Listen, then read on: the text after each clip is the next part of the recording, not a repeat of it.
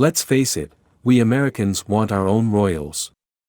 Our head of government shouldn't also be our head of state. Queen Elizabeth dies and commentators, from America, no less, start demanding the new king seize the moment and put an end to the monarchy, an absurd, antidemocratic, imperialist relic grounded in the silly notion of the divine right of kings.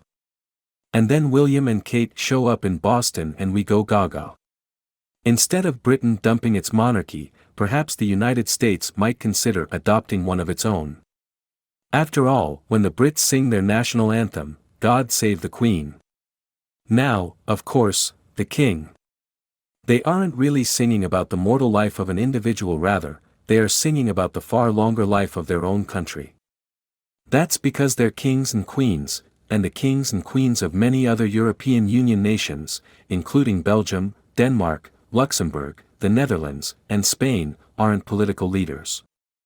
Rather, they represent something that transcends mere politics and embodies the country's sense of itself. In effect, the Brits have neatly separated the head of government, in their case, the Prime Minister, from the head of state.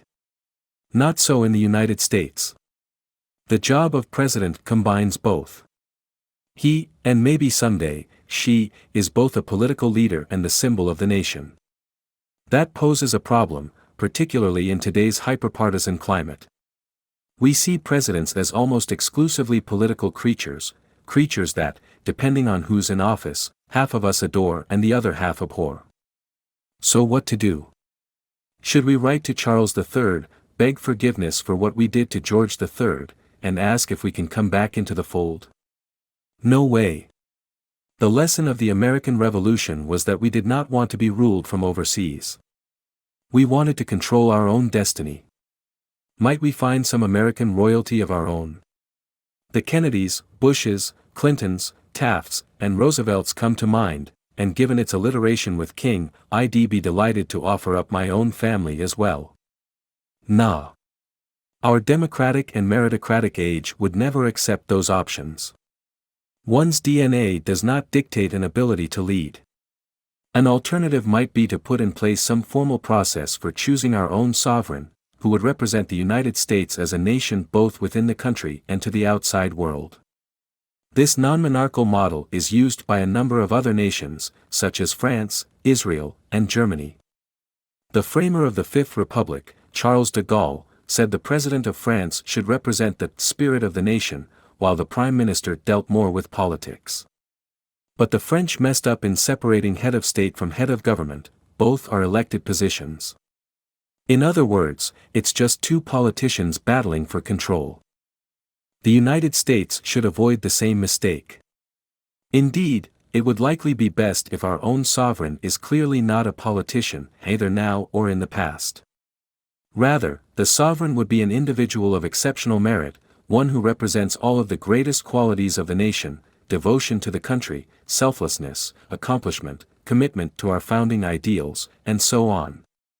That person would serve as sovereign for life and, upon death or disablement, would be replaced by another. Again, I offer myself up as a possibility. Assuming that's the direction we go, the question is, how do we choose our sovereign? Almost by its very nature, it should not be a political contest.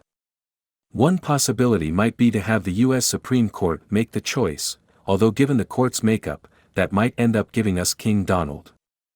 If not the court, perhaps we could put together a consciously nonpartisan commission, chosen by both Congress and the President. That commission would be charged with identifying as sovereign someone who doesn't take sides but rather represents the breadth and diversity of America, someone around whom we could all coalesce. Such as Jeopardy! Host Ken Jennings. As his own longest ever Jeopardy winning streak demonstrates, he's wise beyond measure. He's also gracious, interested in others, has exceedingly nice manners, and is adept at consoling those who have just suffered big losses. Okay. Choosing a sovereign might be tough. But it also might be worth the effort. Politics pulls us apart, a sovereign for the United States might be just the thing we need to pull us together.